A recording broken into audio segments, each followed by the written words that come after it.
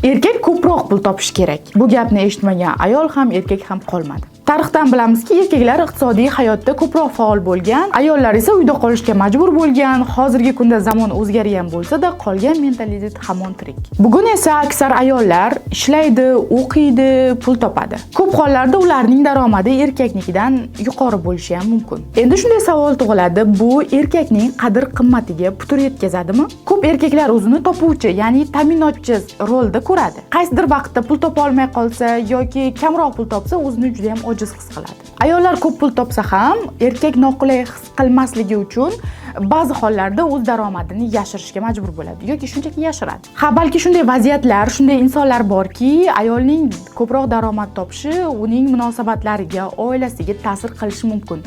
Albatta, buni inkor qilmayman. Lekin balki biz pulga shunchaki vosita sifatida qarashimiz kerakdir. Insonning shaxsiyati esa hammasidan ustun. Munosabatlardagi tenglik daromadda emas, balki bir-biriga hurmat, ishonch, muhabbat, sevgida. Qisqadan qissa shuki, ko'p topish bu majburiyat emas, balki imkoniyatdir. Kimda qobiliyat, vaqt, bilim, imkon ko'p bo'lsa, u yaxshiroq topadi. Bu na erkakni, na ayolni pastga tushirmaydi. Aksincha, bu sheriklikning asl mohiyatidir.